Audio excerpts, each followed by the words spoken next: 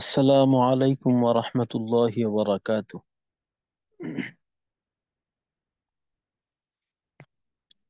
بسم الله الرحمن الرحيم. اللهم صل على محمد وعلى آل محمد كما صليت على إبراهيم وعلى آل إبراهيم إنك حميد مجيد. اللهم بارك على محمد وعلى آل محمد كما باركت على إبراهيم وعلى آل إبراهيم إنك حميد مجيد.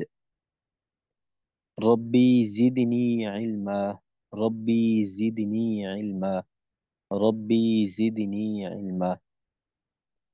رب لي صدري ويسر لي أمري واحلل عقدة من لساني يفقه قولي وبك نستعين يا مستعان. ربي يسر ولا تعسر وتمم علينا بالخير. আলহামদুলিল্লাহ, আজকে আমাদের ষষ্ঠ ক্লাস।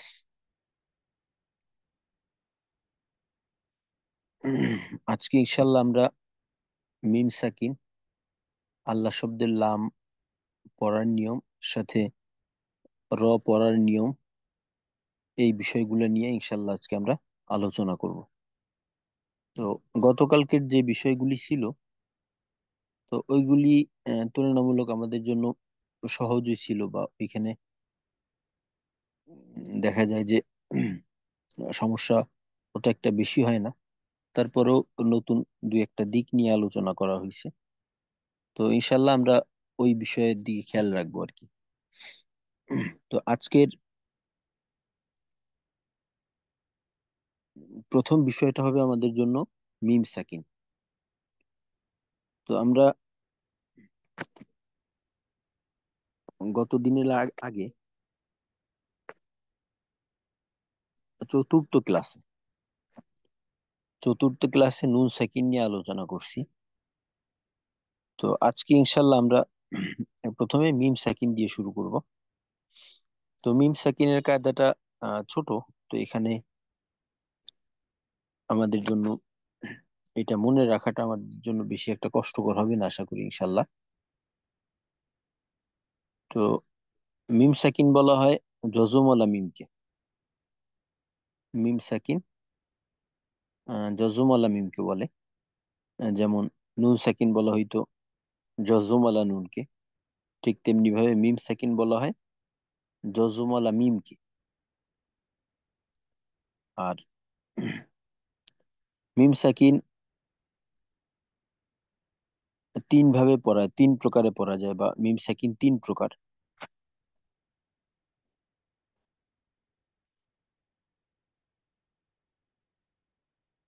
ইকফা, ইদগাম এবং ইজহার। ইকফা, ইদগাম, ইজহার, এই তিনটা হলো মিম সাকিনের প্রকার। তো মিম সাকিনের ক্ষেত্রে হরফের সংখ্যাও কম।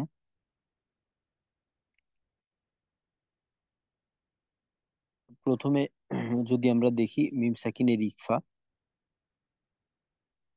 মিম সাকিনের কায়দাটা, প্রথমে আসে মিম সাকিনের ইকফায়। তো মিম সাকিনের ইকফার হরফ হলো একটা।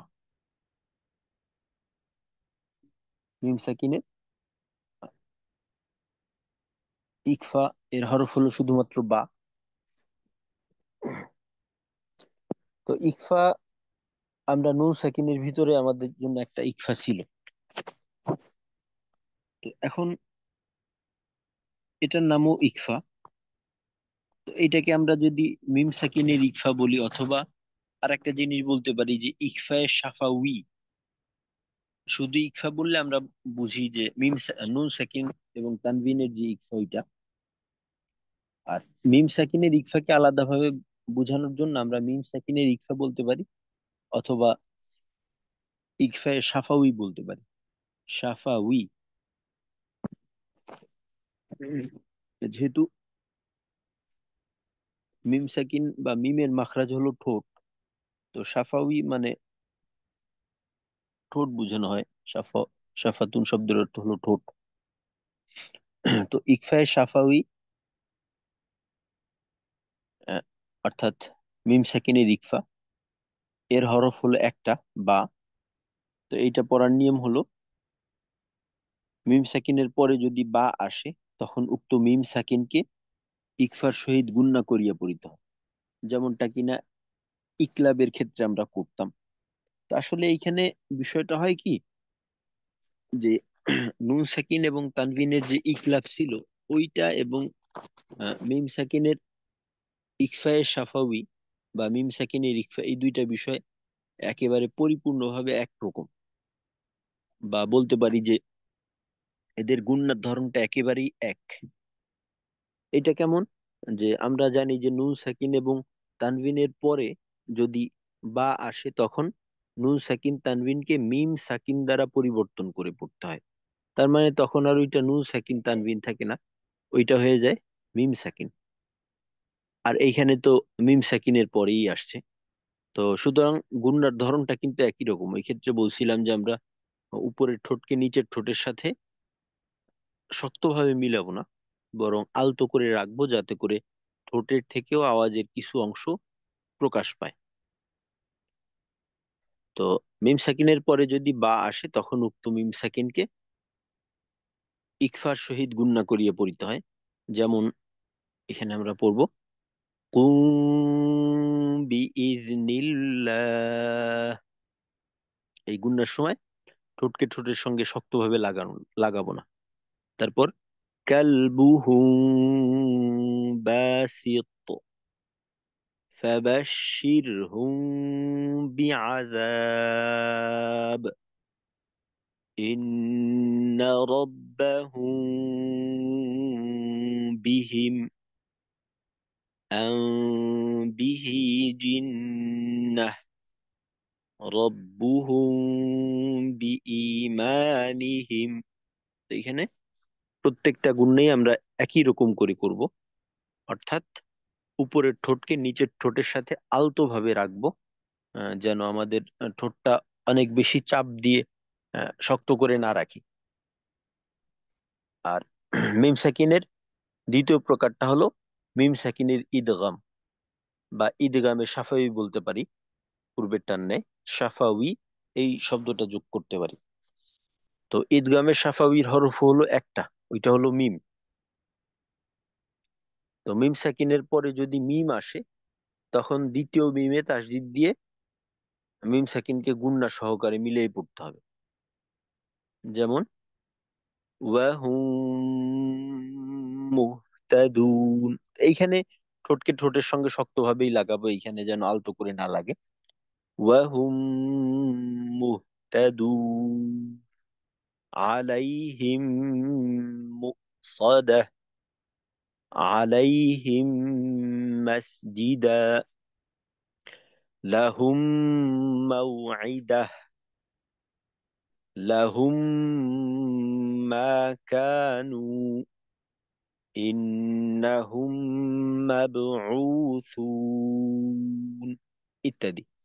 তো এই গুণনাটা স্বাভাবিকভাবেই করব, অর্থাৎ মিমের মাখরাজি থেকে এইখানে আমাদের কোনো আলতো করে রাখার বিষয় না, স্বাভাবিকভাবেই করব। আর সর্বশেষ মিম সাকিনের ইজহার। তো এই তিনোটা নামই আমরা আহ, পূর্বে জেনে আসছি, অর্থাৎ ইকফা, ইদগাম, ইজহার, এটা নুন সাকিনের মাঝেও ছিল। তো মিম সাকিনের ইজহার এবং নুন সাকিন তানবিনের ইজহার, এই দুইটার কাজ একই রকম। আর এর নিয়মটাও সোজা। মিম সাকিনের পরে যদি বা এবং মিম ব্যতীত অন্য হরফ আসে তখন মিম সাকিনকে গুন্না ছাড়া স্পষ্ট করে পড়তে হয়, এখানে গুন্না হবে না। মিম সাকিনের পর মিম সাকিন আসলে আমরা শুধুমাত্র খেয়াল করব যে মিম সাকিনের পরে বা আর মিম আছে কিনা। যদি বা থাকে তখন ওই গুন্নার যে ধরন বলা হইলো ওইভাবে গুন্না করব। যদি মিম থাকে তখন দ্বিতীয় মিমে তাসদিদ দিয়ে গুন্না সহকারে পড়ব। আর যদি বা আর মিম না থাকে তাহলে আমরা গুণনা ছাড়া স্পষ্ট করে পড়বো। যেমন লাম ইয়ালিদ লাকুম দীনুকুম বিহিম রব্বুহুম ইন্নাহুম আসাউনি।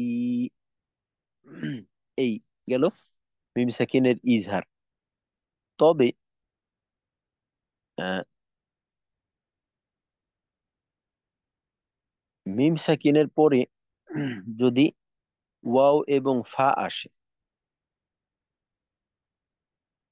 মিম সাকিনের পরে যদি ওয়াও এবং ফা আসে, তো ওই ক্ষেত্রে আমাদের আহ, স্পষ্ট করার বিষয়টাকে একটু গুরুত্ব সহকারে করতে হবে।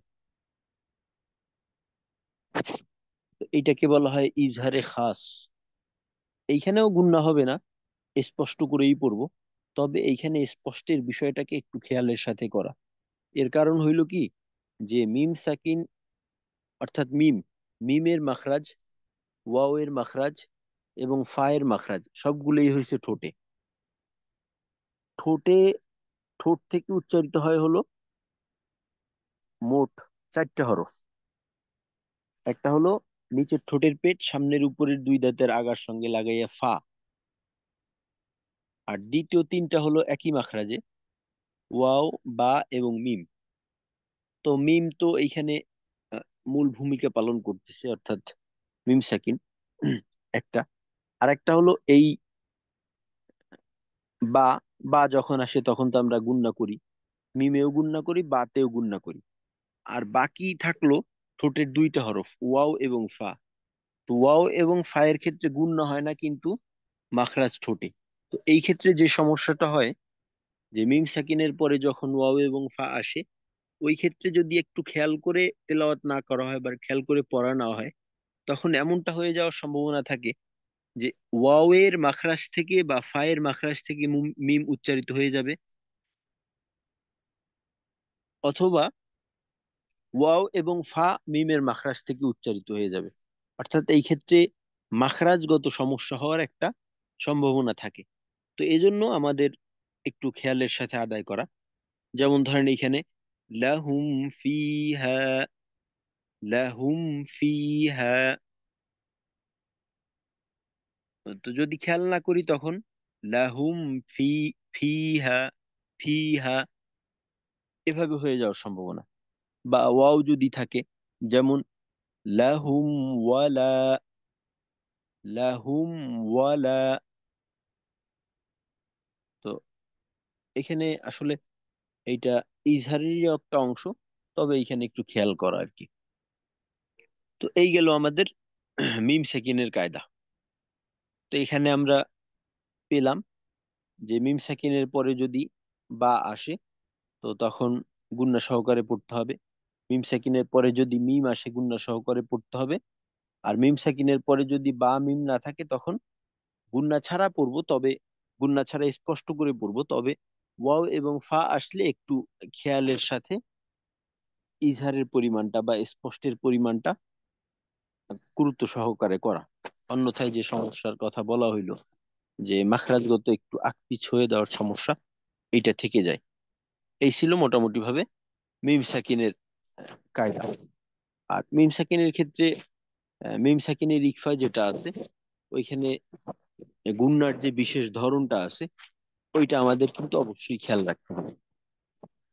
যে আমরা যখন কোরআন কোরআন তেলাওয়াত করব, একেবারে পূর্ণ নিয়ম অনুযায়ী করার চেষ্টা করব, যেন আমাদের পক্ষ থেকে কোনো প্রকার কমতি না থাকে, ঘাটতি না থাকে। পরিপূর্ণভাবে করবো ইনশাল্লাহ। আর মিম সাকিনের সংক্ষিপ্ত বিষয়টা হলো যে মিম সাকিনের পর বা মিম পাইলে গুণনা করব, আর বা মিম না পাইলে গুণনা করব না। তো এখানে এই যে নামগুলি আছে, যে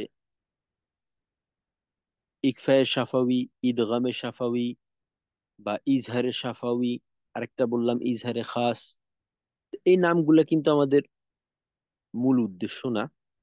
আমাদের মূল উদ্দেশ্য হলো নিয়মটা জানা, অন্তত পক্ষে এতটুকু জানা, যাতে করে আমি কাজ চালাই নিতে পারি। এইটা হলো নিজের জন্য হইলো। আর আরেকটা হইলো যে পরিপূর্ণভাবে শেখা, একেবারে নাম, হরফ সবগুলি পরিপূর্ণ জ্ঞান অর্জন করা। এর দ্বারা যেটা লাভ হয় ওইটা হলো যে আমি যখন অন্যকে শিখাইতে যাব, ওই ক্ষেত্রে আহ, যেন শিখাইতে পারি, শিক্ষক হওয়া। তো আমাকে কিন্তু শিক্ষক হইতে হবে, কারণ শুধু নিজের চিন্তা করলাম, অন্যের চিন্তা করলাম না, অন্যের চিন্তাও করতে হবে।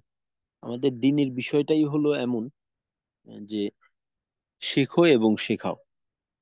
আর একটা হাদিস আপনাদেরকে শুনাইছিলাম মনে হয় প্রথম দিকে, যে খায়রুকুম মান তাআল্লামাল কুরআনা ওয়া আল্লামা।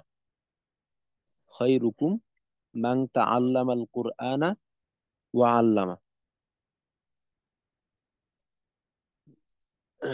যে দুইটা শ্রেণীর মানুষকে উত্তম বলা হয়েছে, যে বলা হচ্ছে যে তোমাদের মধ্যে সর্বোত্তম ওই ব্যক্তি যে কোরআন শেখে এবং শেখায়, কোরআন শেখে এবং শেখায়।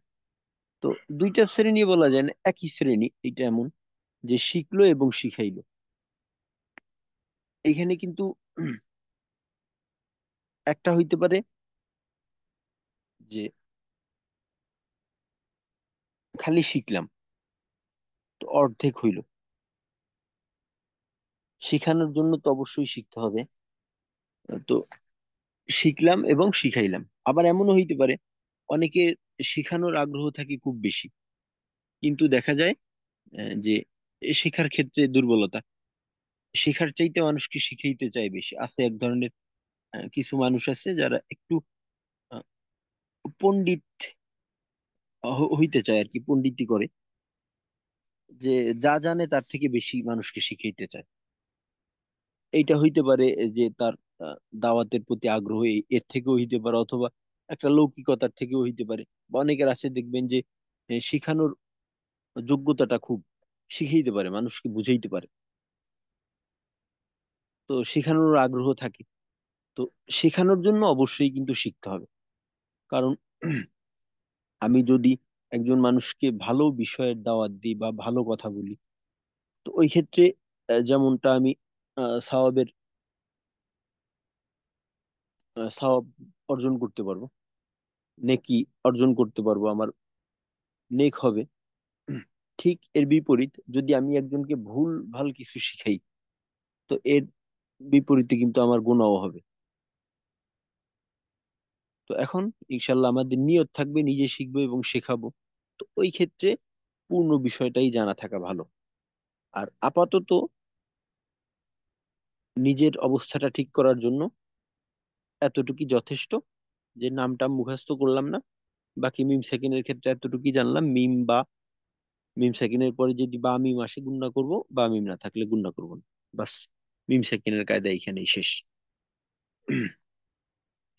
তো এরপর আমাদের দ্বিতীয় বিষয়টা হলো আল্লাহ শব্দের লাম। তো আল্লাহ শব্দের লাম পড়ার নিয়মটা ছোট একেবারে। তো এইখানে দেখা যায় যে আমাদের প্রাথমিক পর্যায়ে যারা থাকে অনেক সময় এখানে একটু সমস্যা হয়ে যায়, একটু ভুল পড়ে ফেলে। আল্লাহ, আল্লাহ এর মাঝে পার্থক্য করতে পারেন। তো আল্লাহ শব্দের লাম এটা দুই ভাবে পড়া যায়। একটা হলো যে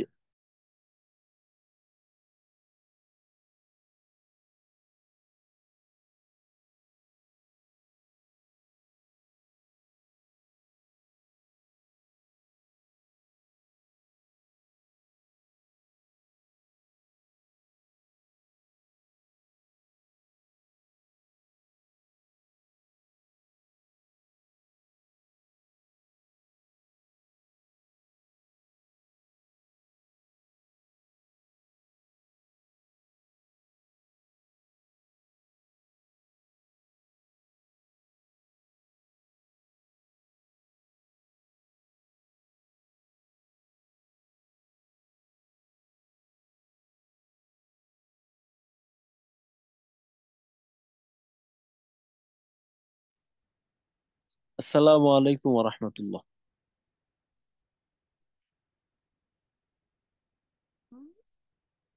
আচ্ছা, কথা মনে হয় এতক্ষণ শোনা যাচ্ছিল না আমার, লাইন ডিসকানেক্ট হয়ে গেছিল। জি তো ওস্তাদ জি। আচ্ছা, আল্লাহ শব্দের লামের ব্যাপারে বলতেছিলাম আর কি। তো আল্লাহ শব্দের লাম, এটাকে আমাদের আহ, দুই ভাবে পড়ার সুযোগ আছে আমাদের জন্য। যে আল্লাহ শব্দের লামকে মোটা অথবা পাতলা, এই দুই ভাবে পড়া যায়। তো এই ক্ষেত্রে বিষয়টা হলো নির্ধারিত, অর্থাৎ আমার থেকে করার কোনো সুযোগ নেই। তো বিষয়টা হলো আল্লাহ শব্দের লামের ডানে, অথবা বলতে পারি আমরা এখানে আল্লাহ শব্দের তাসদীদের ডানে। কারণ আল্লাহ শব্দের ভিতরে আমরা জানি যে একটা তাসদীদ থাকে। তো আল্লাহ শব্দের তাসদীদের ডানে যদি জবর অথবা পেশ থাকে, তো এই ক্ষেত্রে আল্লাহ শব্দের লামকে পুর বা মোটা করে পড়তে হয়। যেমন দেখেন এইখানে আল্লাহু আকবার, তারপর ইন্নাল্লাহ, আল্লাহুম্মা, সুবহানাল্লাহ, ইয়াদুল্লাহ, আবদুল্লাহ, রসুলুল্লাহ, আস্তাগফিরুল্লাহ, ইত্যাদি। তো এই পেলাম আমরা আল্লাহ শব্দের লামকে মোটা পড়ার নিয়ম। আল্লাহ শব্দের তাসদীদের ডানে যদি জবর অথবা পেশ থাকে, তখন আল্লাহ শব্দের লামকে আমরা মোটা করে পড়বো বা পুর করে পড়বো। তো এখন বিষয়টা হলো যে আমরা আসলে মোটা কিভাবে করব। আমাদের হরফের নামের আলোচনা যখন হয়েছে তখন বলছিলাম যে 7টা হরফকে মোটা করে পড়তে হয়। সদ, ত, জ, গইন, খ, কফ। ওই যে 7টা হরফকে মোটা করে পড়তে হয়, ওই 7টা হরফ কিন্তু সর্ব অবস্থাতেই মোটা হয়। ওই 7টা হরফ যে কোনো অবস্থাতেই থাকুক না কেন মোটা করে পড়তে হয়। জবর, জের, পেশ, তাজম, তাসদীদ যাই থাকুক না কেন মোটা করে পড়তে হয়। আর ওই 7টা হরফ মোটা হওয়ার জন্য কোনো শর্ত নেই। কোনো প্রকার শর্ত ছাড়াই ওই 7টা হরফ মোটা হয়। তবে আহ, মোটার পরিমাণের ক্ষেত্রে দেখা যায় যে শর্ত সাপেক্ষে কম বেশি হয়, তবে মোটা সর্ব অবস্থাতেই হয়। আর বাকি আল্লাহ শব্দের লাম বা লাম, লাম শুধুমাত্র আল্লাহ শব্দের ভিতরে যখন থাকে তখন এইটা শর্ত সাপেক্ষে মোটা হয়। শুধুমাত্র আল্লাহ শব্দের ভিতরে, অন্য অবস্থাতে অন্য কোনো শব্দের ভিতরে থাকলে লাম কখনোই মোটা হয় না। আর আল্লাহ শব্দের তাসদীদের ডানে যদি জেড থাকে, ওই ক্ষেত্রে আল্লাহ শব্দের লামকে বারিক বা পাতলা করে পড়তে হয়। ও আরেকটা বিষয় যেটা বলতেছিলাম, যে মোটা আসলে আমরা কিভাবে করব। মোটা আসলে আমরা করব উচ্চারণের সময় মাখরাজকে ঠিক রেখে। যে হরফের মাখরাজ যেখানেই থাকুক না কেন, ওই মাখরাজকে ঠিক রাখতে হবে। মাখরাজকে ঠিক রেখে যদি আমরা জিহ্বার গোড়াকে একটু উপরের তালুর দিকে উঠাই, উপরের তালুর সঙ্গে লাগানো না, জিহ্বার গোড়াকে উপরের দিকে উঠাই, উপরের তালুর দিকে একটু উঁচা করে রাখবো, তো এর মাধ্যমে আমাদের আওয়াজ মোটা হয়ে যাবে। এইটা হলো মোটা করার নিয়ম। আর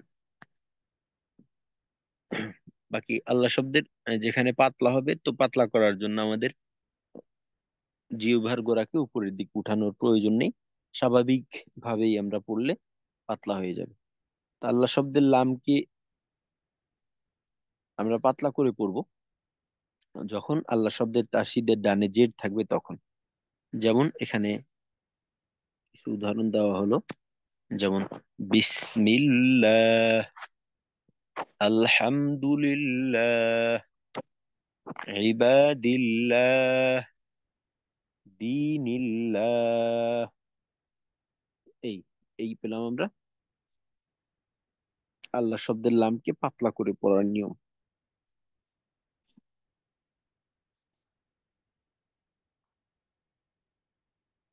তো আল্লাহ শব্দের লাম দুই ভাবে পড়া যায়।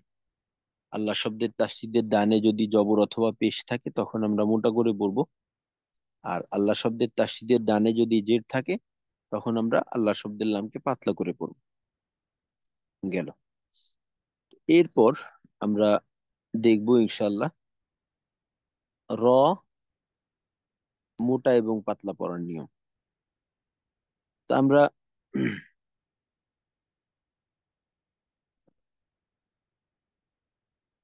দেখা যায় যে র পড়ি। তো র কখনো কখনো মোটা হয়, কখনো কখনো পাতলা হয়। তো এই বিষয়টাকে আমাদের জানতে হবে যে র কে আমরা কখন মোটা পড়বো কখন পাতলা পড়বো। তো প্রথমে আমরা আসি র কে কখন আমরা মোটা করে পড়বো। তো র কে আমরা মোটা করে পড়বো যখন র এর উপর জবর অথবা পেশ থাকবে।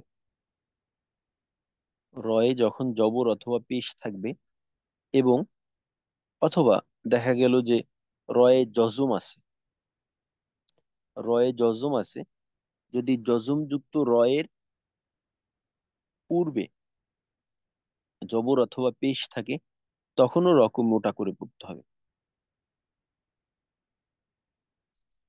যদি র জবর থাকে অথবা পেশ যুক্ত থাকে অথবা র সাকিন তার ডানে জবর অথবা পেশ থাকে তখন রকে মোটা করে পড়তে হবে। এখানে আমরা যেটা বুঝলাম র এর উচ্চারণ যদি জবর অথবা পেশের সাহায্যে হয়, হতে পারে এটা সরাসরি জবর পেশ দিয়ে উচ্চারিত হলো অথবা জজম থাকলো।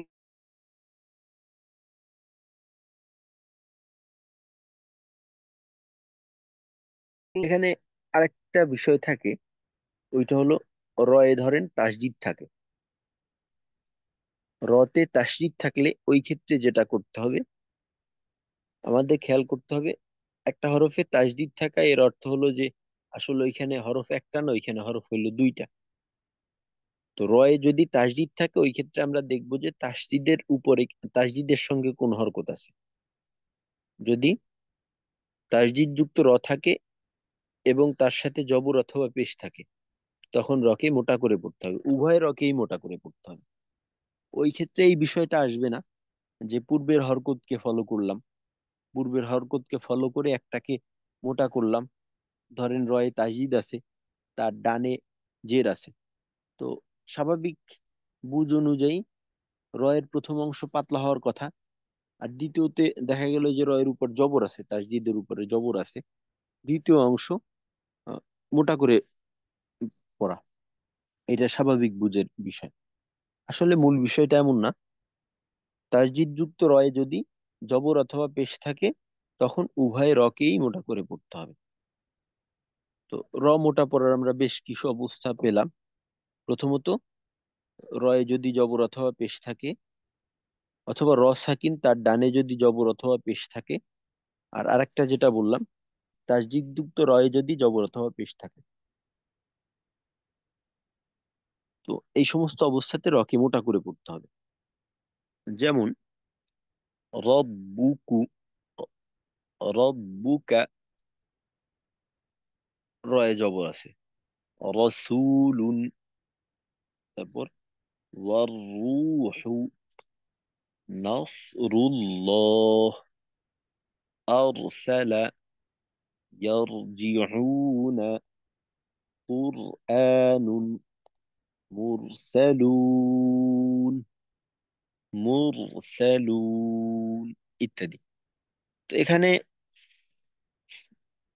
আমরা রয়ের মোটার অবস্থাগুলোকে পেলাম। তো এখানে জবর পেশ, যুক্ত তার ডানে জবর পেশ, সব অবস্থা চলে আসছে। তবে তাসদিদওয়ালা রয়ে জবর এর উদাহরণটা যেমন ধরতে পারি, বিসমিল্লাহির রহমানির রহিম। বিসমিল্লাহির রহমানির রহিম। তো এখানে রয়ে তাজদিদ আছে এবং এর সাথে জবর আছে। তাজদিদ যুক্ত রয়ে পেশের উদাহরণ এখানে চলে আসছে, ওয়ারূহু। তো এই সমস্ত ক্ষেত্রে আমরা রকে মোটা করে পড়বো। আর দ্বিতীয়ত, রকে মোটা পড়ার আরেকটা দিক দেখানো হচ্ছে, ওইটা হলো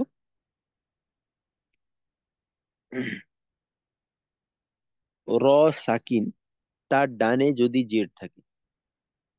র সাকিন তার ডানে যদি জের থাকে এবং বামে মুস্তালিয়ার যে কোনো একটি হরফ থাকে। মুস্তালিয়ার হরফ বলতে পারি, অথবা ইস্তিআলার হরফ বলতে পারি, অথবা আমরা স্বাভাবিকভাবে মোটা হরফ বলতে পারি, তখন রকে মোটা করে পড়তে হবে।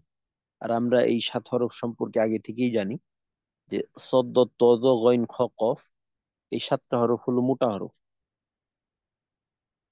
তো র সাকিন তার ডানে যদি জবর অথবা পেশ থাকে, ওই ক্ষেত্রে তো র মোটা হয় আমরা জানি। তো একটা অবস্থাকে ওইখান থেকে বাদ দেওয়া হয়েছিল, যেটা না বললেও আমরা বুঝতে পারি যে র সাকিন তার ডানে জের। তো স্বাভাবিকভাবে ধারণা চলে আসে যে র সাকিন তার ডানে জের থাকলে তখন রকে পাতলা করে পড়তে হয়। তবে ওইখানে একটা শর্ত আছে, যদি র সাকিন তার ডানে জের আছে আর বামে যদি মোটা হরফের কোনো একটা হরফ থাকে, তো ওই ক্ষেত্রে রকে পাতলা না পড়ে মোটা করে পড়তে হবে। যেমন এখানে কির তসুন, কির তসুন, ফির কতিন, ফির কতিন বা ফির কতুন, মির সদা ওয়া ইর সদা। এই গেল আমাদের রয়ের মোটা পড়ার অবস্থা। তো এছাড়াও কিছু কিছু অবস্থাতে রকে মোটা করে পড়তে হয়, এছাড়াও কিছু অবস্থা আছে। যেমন একটা হলো যে র সাকিন তার ডানে যদি অস্থায়ী জের থাকে, ওই ক্ষেত্রেও রকে মোটা করে পড়তে হয়। ওই কায়দাটা আসলে উম, আরবি ব্যাকরণ সম্পর্কে ধারণা না থাকলে বোঝাটা একটু কষ্টকর। যেমন ওইটার একটা উদাহরণ হইতে পারে যে মানিয়র তাদ। যেমন আমি যদি একটু লিখে দেখানোর চেষ্টা করি,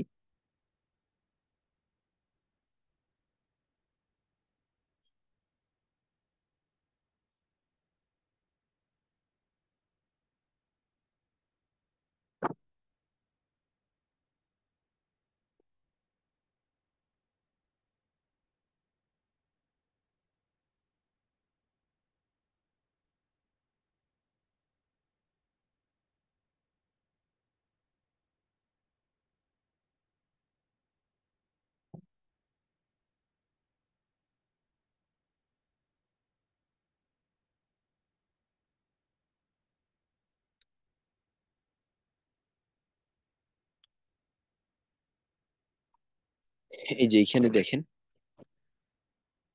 রয় সাকিন আছে, রয়ে এখানে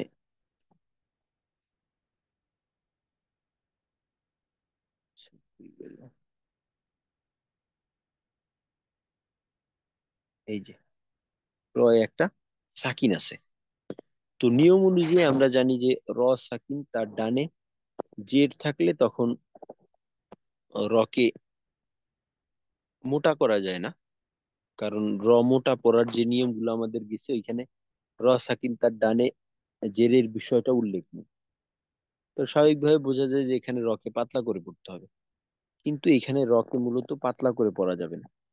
আর বামে দেখেন, বামে কিন্তু মোটা হরফ নেই, বামে তা আছে, তা হইলো পাতলা হরফ।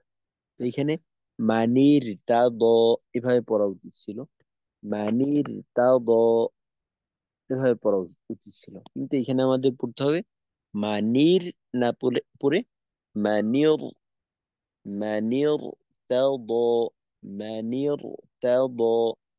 তো মূলত এখানে আসলে কাহিনীটা হইছে, র সাকিনের ডানে যে জেরটা দেখতেছি আমরা, এই যে জেরটা, এটা আসলে অস্থায়ী জের বলা হয় এটাকে। এটা স্থায়ী জের না, এটা হলো অস্থায়ী জের। তো এখন কথা হলো যে আমরা কিভাবে বুঝতে পারি যে এটা অস্থায়ী না স্থায়ী। তো এটা বোঝার একটা হইতে পারে, যেমন এখানে দেখেন একটা আলিফ দেওয়া আছে, খালি একটা আলিফ। এখানে লাম না, খালি একটা আলিফ দেওয়া আছে। তো আসলে এখানে শব্দটা ছিল মান ইর তাদ, মান ইর তাদ। তো এইভাবে বলাটা একটু স্বাভাবিক গতি রোধ করে। মান ইর তাদ, মান ইর তাদ, এভাবে বলার সুবিধার্থে এখানে করা হয়েছে মানির তাদ, আলিফটাকে বাদ দিয়ে ওই আলিফের থেকে জের নিয়ে নুনকে দিয়ে দেওয়া হয়েছে। এখানে একটা খালি আলিফ রয়ে গেছে। তো এই আলিফকে দেখে আমরা অনেক ক্ষেত্রে বুঝতে পারি যে এখানে যেহেতু একটা আলিফ আছে, জেরের পরে যদি খালি আলিফ থাকে কখনো, তো ওই ক্ষেত্রে বুঝতে হবে যে আসলে আলিফের হরকতকে নিয়ে পূর্বের হরফে জের দেওয়া হয়েছে আর কি। তো এইভাবে আমরা আর কি স্বাভাবিক একটা ধারণা পেতে পারি। তো যেটা বললাম যে র মোটা হর, এই এখানে উল্লেখ করা হয়নি, বাকি এমন একটা সূরত আছে, মানির তাদ, তারপর ইনির তাব তুম, এ ধরনের আরো অনেক উদাহরণ পাওয়া যায়। তো মোটামুটি ভাবে আমরা র মোটা পড়ার কিছু অবস্থা পেয়ে গেলাম। তো প্রথমত পেলাম আমরা রয়ে জবর পেশ হলে, অথবা র সাকিন তার ডানে জবর পেশ হলে, অথবা র সাকিন তার ডানে জের বামে মোটা হরফ থাকলে রকে মোটা করে পড়তে হয়। আর এছাড়া বাকি যে অবস্থাগুলো থাকে, বাকি এইগুলাকে বাদ দিলে যে অবস্থাগুলো থাকে, ওই সমস্ত অবস্থাতে রকে পাতলা করে পড়তে হয়। তো ওই অবস্থাগুলোকে আমরা ধারণা করেই নিতে পারি যে রতে যদি জের থাকে, অথবা র সাকিন তার ডানে যদি জের থাকে, ওই ক্ষেত্রে রকে পাতলা করে পড়তে হয়। যেমন এখানে উদাহরণ আছে, রিজ কুন, রিজ, এখানে রই না, রি, রিজ কুন, রিজালুন, জারিয়াতুন, মিরয়াতিন, উমিরতু, ওয়াসবির, ওয়াসবির, এভাবে রকে পাতলা করে পড়তে হবে। তো র পড়ার ক্ষেত্রে আমাদের অনেক সময় দেখা যায় যে পাতলাটা মোটা হয়ে যায়, আবার মোটাটা পাতলা হয়ে যায়। তো এ ধরনের একটু উল্টাপাল্টা বিষয় দেখা যায়। তো এই বিষয়টা আমাদের অবশ্যই মাথায় রাখতে হবে যে রকে আমরা কখন মোটা পড়বো, কখন পাতলা পড়বো। এই ক্ষেত্রে পাতলা পড়ার এটা তো কম, যদি জেড থাকে, অথবা র সাকিন তার ডানে জেড থাকে। এই এই হলো রকে পাতলা পড়ার নিয়ম। এছাড়া বাকি যে অবস্থাগুলো আছে, ওই অবস্থাতে রকে মোটা করে পড়তে হবে। আর র সাকিন তার ডানে যদি জেড থাকে, বামে মোটা হরফ থাকে, তখনও মোটা করে পড়তে হবে, তখন পাতলা করে পড়া যাবে না। তো যে বিষয়গুলো কম, ওই বিষয়গুলো যদি আমরা মাথায় রাখি, তখন মোটা হওয়ার বিষয়গুলো বেশি হইলেও ওইটা আমরা অটোমেটিকলি বের করতে পারবো। ওইটার জন্য আমাদের অত একটা খাটনি করতে হবে না। তো এই গেল আমাদের র কে মোটা অথবা পাতলা পড়ার নিয়ম। তো এখন এই যে বিষয়গুলো আলোচনা করলাম, তো এই বিষয়ে আমাদের যদি কারো কোনো জিজ্ঞাসা থাকে। জি, ফরহাদ ভাই। জি, আসসালামু আলাইকুম ওস্তাদ জি। আমরা ওয়ালাইকুম আসসালাম। ভর্তি হওয়ার সময় যে একটা কুইজ ছিল, ওখানে একটা প্রশ্ন ছিল মুজরেহা মুজরিহা। তো আমি মুজরিহা লিখছিলাম, টিক চিহ্ন দিয়েছিলাম, কিন্তু ওটা ভুল দেখাইছে। রয়ের নিচে জের হলে কি রে হবে না রি হবে? এটা একটু জানতে চাচ্ছিলাম আসলে। আচ্ছা, আপনি এখানে কি দিছিলেন? আমি রি দিছিলাম, মুজরিহা। রি? জি। এটা রে হবে ওইটা। আচ্ছা, ওই বিষয়টা কি, ঠিক আছে, আপনার কথাটা ঠিক আছে। তো ওইটাকে বলা হয় এমালা। ওইটা হলো একটা ব্যতিক্রমী কায়দা, বুঝে আসছে? জি। ওইটা হলো একটা ব্যতিক্রমী কায়দা। ওইটাকে বলা হয় এমালা। তো কোরআন শরীফে ওই একটা শব্দ, ওই ওই শব্দটাই আছে, যে বিসমিল্লাহি মাজরিহা। ওইখানে রি না হয়ে রে হয়। ও শুধু এই শব্দটার জন্য এটা না উস্তাদ? হ্যাঁ, ওই শব্দটার ক্ষেত্রে এইটা। আর বাকি ও সব আচ্ছা, জায়গাতে ওইটা, রি হবে। ওটাকে বলা হয় এমালা। এমালা করে পড়া, অর্থাৎ জেরের উচ্চারণ এমন ভাবে করা যেখানে জবরেরও কিছুটা প্রভাব থাকে, বুঝে আসছে? বুঝতে পেরেছি, জি উস্তাদ। ঠিক আছে, আসসালামু আলাইকুম। আচ্ছা, এইখানে আমরা হয়তো অবগত আছি যে আসলে কোরআন আমরা যে রেওয়ায়ত অনুযায়ী তেলাওয়াত করি, তো এটাকে বলা হয় হাফসের রেওয়ায়েত।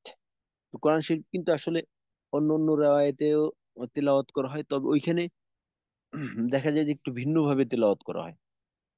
ভিন্নভাবে বলতে উচ্চারণগুলো একটু ভিন্ন হয়। উচ্চারণগুলো ভিন্ন হয়, যেমন ধরেন ওইখানে এমালা থাকে অনেক। যেমন ধরেন যে ওয়াদুহা, এইটা হলো একটা। হা, ওয়াল্লাইলি ইযা সাজা, এই যা জবর উচ্চারণ আমরা এখানে যা করতেছি। তো এখানে যে, এইটা হলো এমালা, বুঝে আসছে? হা না পরে পরে হে, এইভাবে জবর উচ্চারণটা করে। তো আমাদের, আমরা যে হাফসের রেওয়ায়ত অনুযায়ী তেলাওয়াত করি, তো ওইখানে এইটাকে আহ, শুধুমাত্র কোরআন শরীফের এক জায়গার ক্ষেত্রে এমালা করে, ওইটা হলো মাজে রে হা। আর অন্য কোনো ক্ষেত্রেই এমালা করে তেলাওয়াত করা হয় না। এই বিষয়টা হয় হলো আসলে দেখা যায় কোরআন শরীফ আহ, অবতীর্ণ হয়েছে আরবিতে। তো আরবদের দেখা যায় যে অনেক গোত্রের সবাই আরবিতে কথা বলে, তবে দেখা যায় আঞ্চলিকতা থাকে। আর কোরআনকে আঞ্চলিকতার সাথে পড়ার দেওয়া হয়েছে, সুযোগ দেওয়া হয়েছে। তো এই কারণে দেখা যায় যে আহ, বলে না কেরাতে সাবা, অনেকে হয়তো শুনছেন যে সাত কেরাত বলে, যে কয়েক ভাবে পড়া যায়, কোরআন শরীফকে তেলাওয়াত করা যায়। ওই ক্ষেত্রে দেখা যায় যে আহ, আরবের বিভিন্ন আঞ্চলিকতা এখানে চলে আসে। বাকি মূল বিষয়ের মাঝে পরিবর্তন হয় না। আপনার জবর জেরে কোনো পরিবর্তন নেই, হারাকাতে কোনো ওই হরফের মাঝে কোনো পরিবর্তন নেই, শব্দ ঠিক আছে, অর্থ সবই ঠিক আছে। বাকি আহ, আরবের বিভিন্ন ভাবে আরবিতে আর কি তেলাওয়াত করা হয়। তো যাই হোক, মূল বিষয়টা হলো যে এমালা আমাদের হাফসের রয়েত অনুযায়ী শুধু ওই শব্দের মাঝে। আচ্ছা, যে আমাদের আহ, আর কোনো বিষয় যদি থাকে কারো, তো আমরা যেহেতু আজকে তিনটা বিষয় সম্পর্কে আলোচনা করলাম। একটা হলো যে মিম সাকিন, দ্বিতীয়ত আমরা আল্লাহ শব্দের লাম মোটা পাতলা পড়ার নিয়ম এই সম্পর্কে জানলাম। আর সর্বশেষ আমরা যেটা জানলাম যে র কে কখন মোটা পাতলা করে পড়বো। তো এই তিন বিষয় যদি আমাদের কারো কোনো জিজ্ঞাসা থেকে থাকে।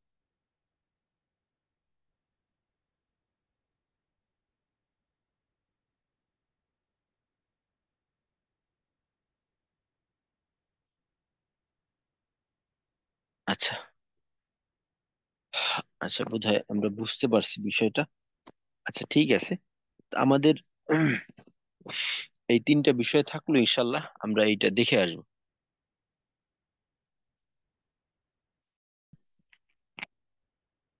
আচ্ছা, যেটা বলতেছিলাম যে যেহেতু আমাদের এই কোর্সের উদ্দেশ্য হলো যে রমজানের পূর্ব প্রস্তুতি। তো শুধুমাত্র নিয়ম কানুনের মাঝে সীমাবদ্ধ না থেকে মাঝে মাঝে কিন্তু এখন থেকে একটু তিলাওয়াত করার অভ্যাস ক- করতে থাকবো।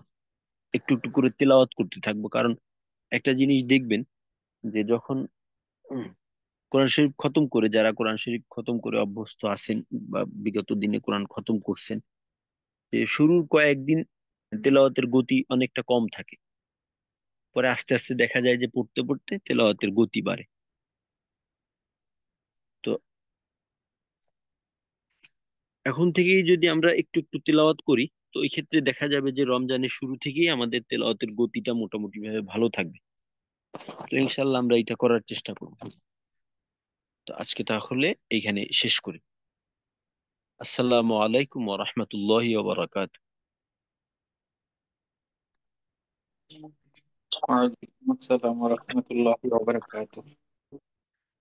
সুবহানাল্লাহি ওয়া বিহামদিহি, সুবহানাকাল্লাহুম্মা ওয়া বিহামদিকা, আশহাদু আল্লা ইলাহা ইল্লা আনতা, আস্তাগফিরুকা ওয়া আতুবু ইলাইক।